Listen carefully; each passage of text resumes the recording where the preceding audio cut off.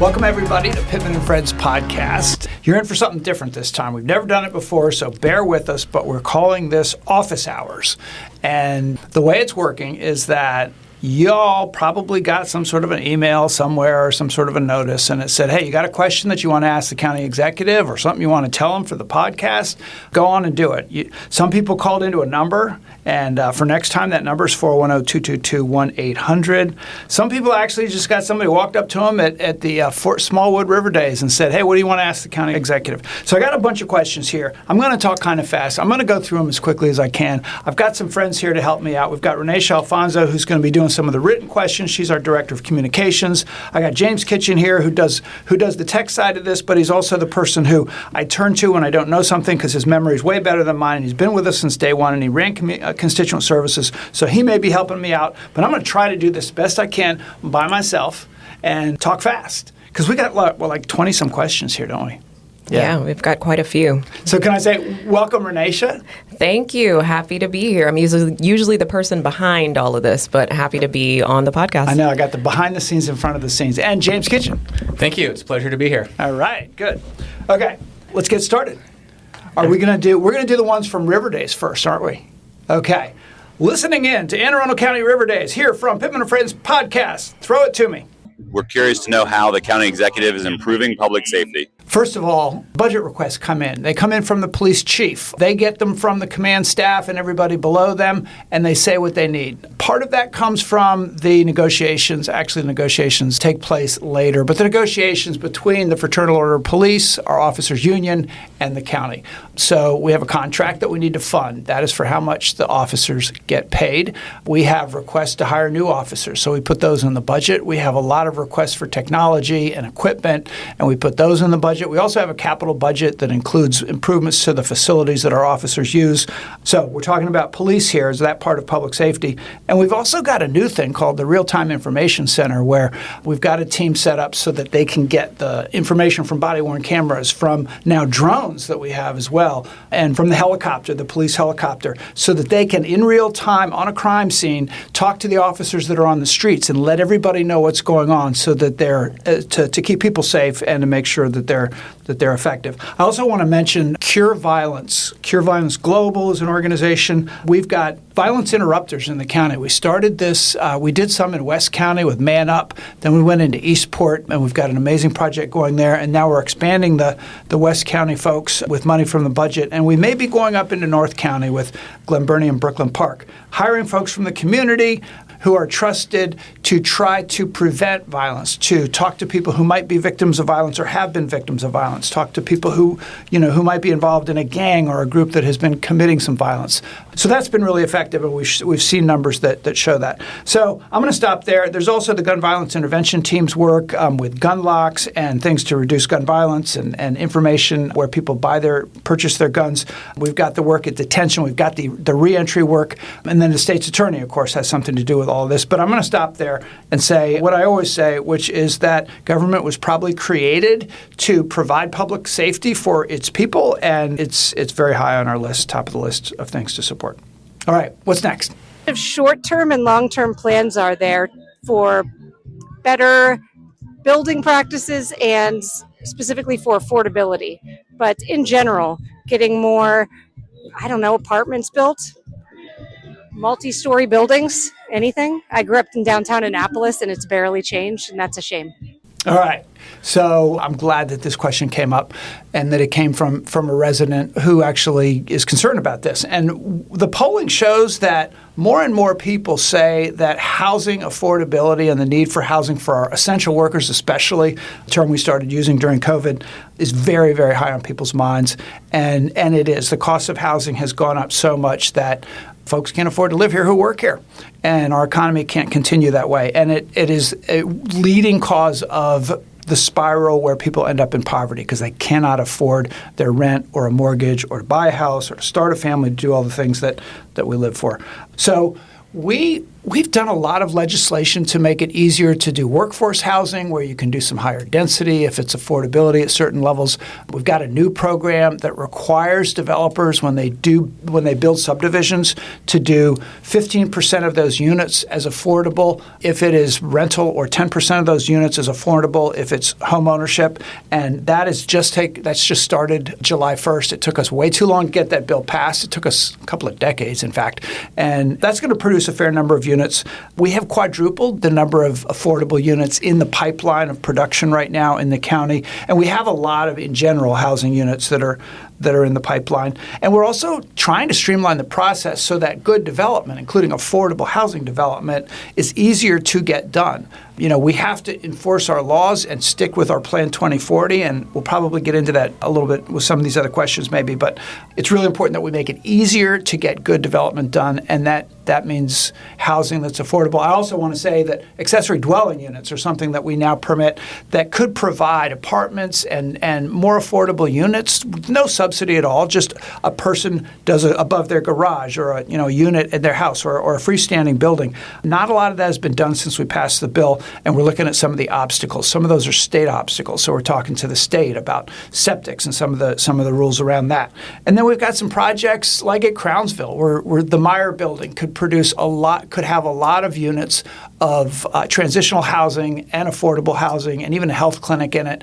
So we've just contracted with our housing commission as well as with our housing agency, which is Arundel Community Development Services, to do the feasibility study on that, identify partners, and get started in Crownsville to provide some of that housing as well. So I will stop there and just really thank you for that question, because no jurisdiction, it's a national problem, but no jurisdiction can thrive economically if it does not provide livable places for the people who work and live in the county.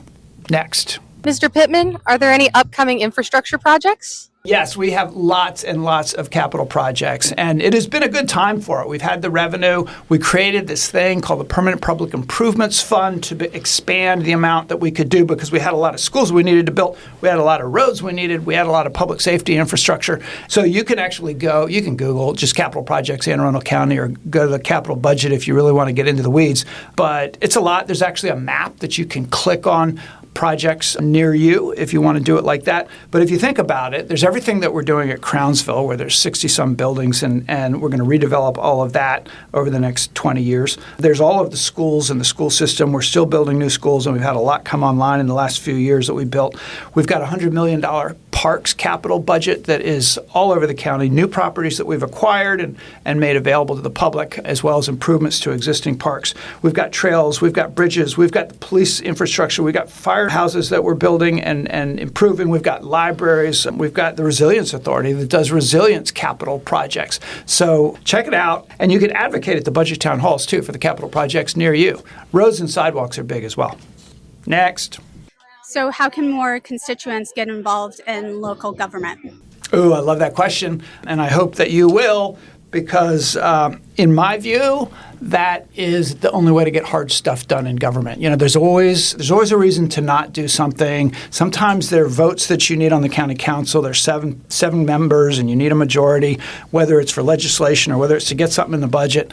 And what always pushes it across the finish line on what I consider the hard stuff is when residents engage. So we've done town halls when we've done like the forest conservation bill. We did town halls on that. We did town halls on Plan 2040, on doing the land use plan in the county. We do budget town halls in every district for every budget so that people can engage. And we changed what was the constituent services department in county government to community engagement and constituent services. And they do educational seminars. They do meetings with HOAs and community organizations.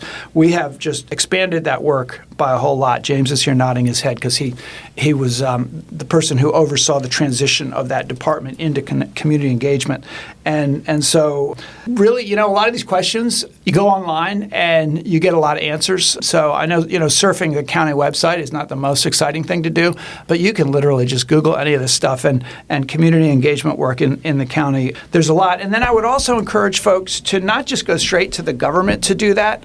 but to go straight to the nonprofit organizations in your community that also engage with government. Because when the voices have a lot of people behind them, then they're more powerful. And I know James has something to add on this one. Yeah, no, the one thing I would add is there's a new webpage created under Vincent Molden's leadership in community engagement and constituent services called Engage Arundel. And so if you go to aacounty.org/engage Arundel, we have actually tried to put in one spot like most of the resources that the county executive was talking about, surfing the county webpage and just finding so much things. We took all of the ones where residents had reached out and were like, hey, we want to know about this, we want to know about that, and try to create one spot for you to access all of them. So if you're wanting to get engaged in county government, check out Engage Arundel. All right.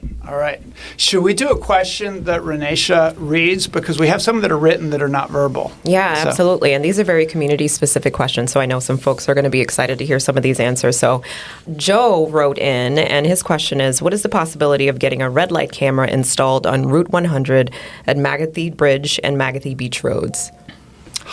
Well, I cannot tell you what your odds are for that location, but I can tell you what the process is and how to find out about the process. So there was actually, when I came in, they had started to have a red light camera program, and then they stopped it, and we've restarted it recently. So we do have cameras at red lights where, and we take residents' suggestions for where those should be, and we look at data of accidents and things for where they should be. We also have a speed camera program. So that is one where we started it at schools, and we put speed cameras. They're mobile, so we can move them around. But then an important part of that was going where communities said, we have a speeding problem. It's usually on a residential street.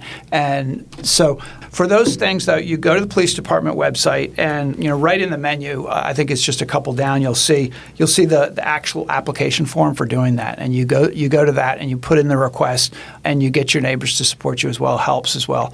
And they'll do the traffic counts and the things, because they need to do a professional evaluation as well before they ultimately put them out. So it's a fairly new program, and I'm glad you're interested.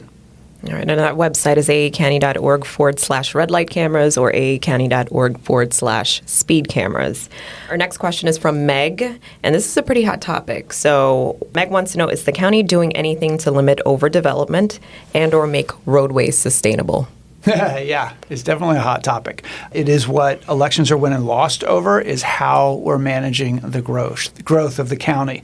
And so when I came in, I knew this was going to be, everybody thought I was going to stop all development because, I'm a farm boy from South County and a tree hugger. In fact, they even did a cartoon in the Capitol with me hugging a tree and a guy on the other side with an axe with said developer cutting down the tree. It's not really that clear cut. I'm actually a huge advocate for smart growth, and I think most of our residents are too. So we created a process to engage. We created 9 regions of the county, and we have region plans, and we're almost done with all 9 of them. But they also feed into Plan 2040, which is our 20-year general development plan. And one thing that people agree on is that we should not be developing where we don't have the infrastructure. And I'm talking about traffic flow. I'm talking about roads. I'm talking about, in some cases, sidewalks and public transit as well, and schools for the kids to go to if it's housing where there are going to be families, and public safety infrastructure, and libraries and parks, and all of the infrastructure. And so that's been the challenge. The things that the government can do, one is to actually enforce the laws that are on the books. So in the past, I believe that a lot of county staff would tell you that the county executive would make a call to the agency and say, look, just figure out a way to get this across the finish line, just give them a modification or some sort of a way, just try to figure out it, And often there was a campaign contribution connected to that, and that is not the way to do development planning. That is how government loses trust among the people. So we have done a lot to standardize the way the decisions get made, to get things online. We have the Land Use Navigator that applications go into, and the public can see them, and everybody can hold each other accountable. So there's less of that. We also changed the campaign finance law. So we have a new public finance system where candidates can run on small dollar contributions rather than big, developer or big bundled contributions that people get, that I think dirties the system and makes it so that it's inconsistent. So I feel like this is one area where I'm really proud of the work that's been done. I've noticed that the applications for development, they no longer are trying to do things that are just I mean, generally, a lot less sprawl development where you take down forests and you destroy open space and you just build these suburban sprawl neighborhoods, and a lot more smart growth where you've got places where people can live and work and do recreation all in the same area and shop. And that reduces traffic, and then the development is in places we need it. So it's about managing growth, and I think a lot going on. Next. All right, so this next one has a pretty long history. Mike wrote in, and he wants to know what's the status of the rubble dump, because he lives in Two Rivers, and I believe he's referring to the Chesapeake Terrace one. Okay, yes. The landfill. Anybody who lives anywhere near Two Rivers, Crofton, Route 3, folks know about this if they've been following. For the last 30 or so years, I think it's been incredibly long amount of time.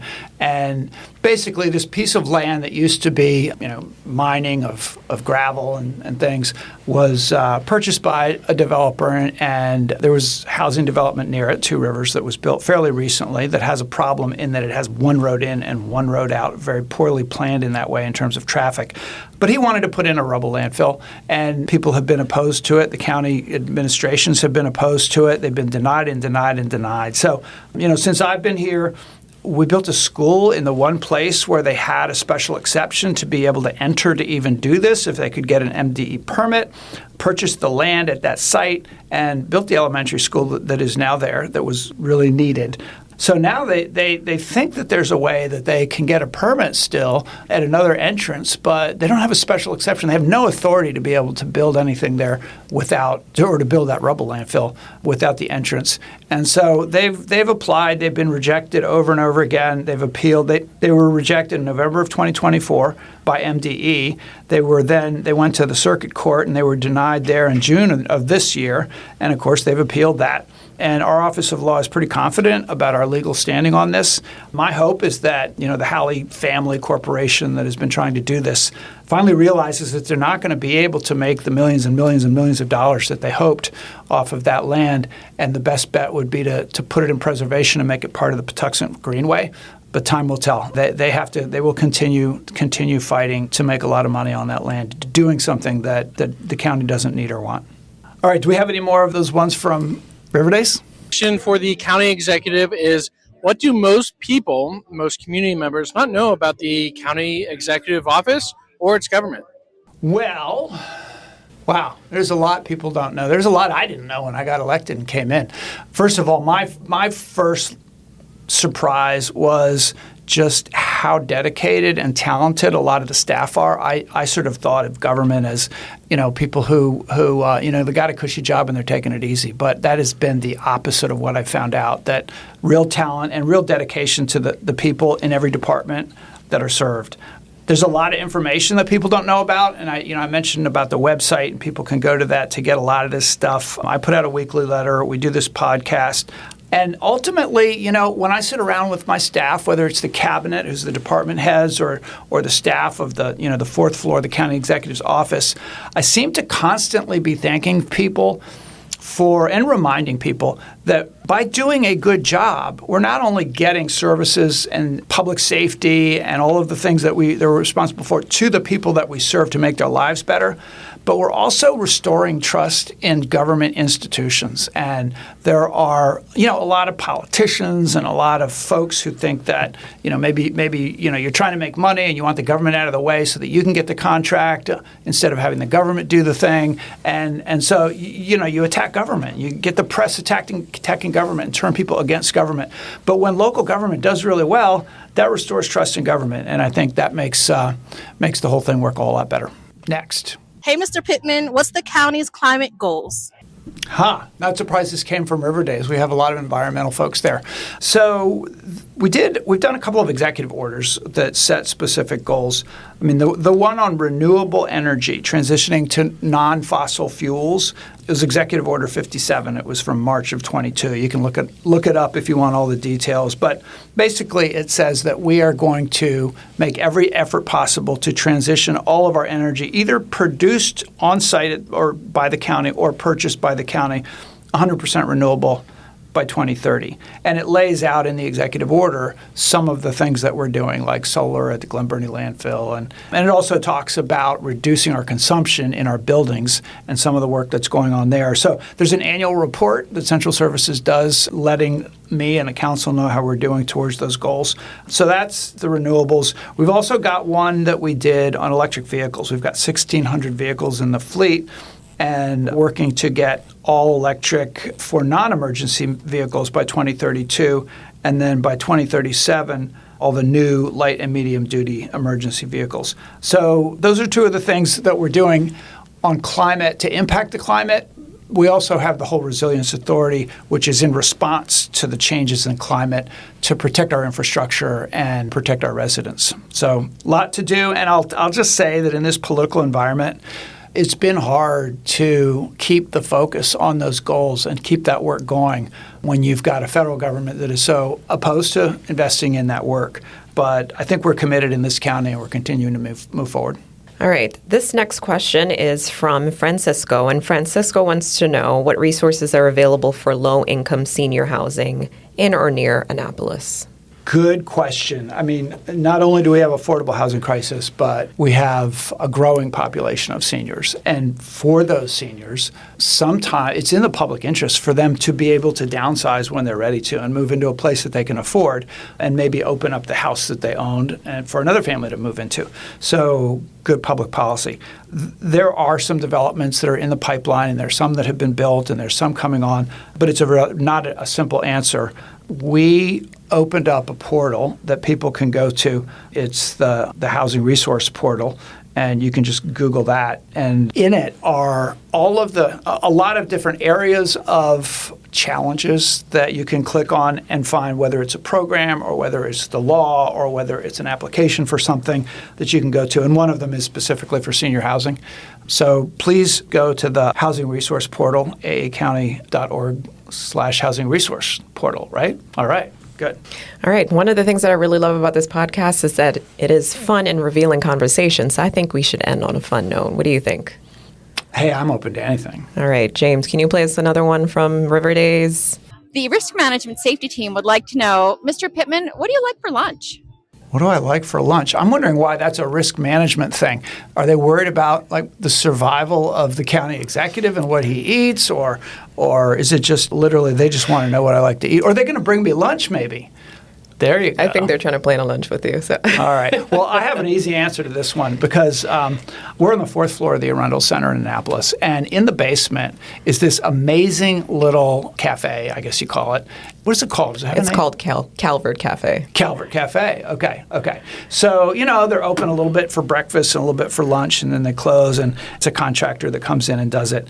Everything is cooked to order as you order it, and I have never ever anywhere had a steak and cheese sub anywhere near as good as the ones they make down there. I mean, they've got the mushrooms and the onions, and it's just so good. So I had one today, and that's why I'm in a good mood, and they're really good. That's my favorite. Oh, wow. Watch out, Philly. It's a challenge. This is kind of fun. For next one, let's make sure people ask, if anybody who's listening, just go and call now and ask some crazy question, or, it can be a tough one too, we literally have not edited out anything here that I know of anyway. Maybe you guys did before I saw them, but the questions can be tough. I like tough questions. And just record them on that phone line, which is 410-222-1800. And you can also go to aacounty.org/Pittman and Friends. Is that right? You can email it in to pittmanandfriends@aacounty.org. And we are keeping track of all the questions that we get. Yours might be featured. Yeah, if you don't want your voice heard, you can do that. Thanks, everybody, for joining us, and we'll be back next week with another cool friend. Y'all are friends, too. Everybody's a friend, I guess. We're all friends. The listeners, too. All right. Thanks, everybody. You're listening to the Pittman and Friends podcast. If you like what you hear, please hit the subscribe button, share with a friend, and join us for the next episode.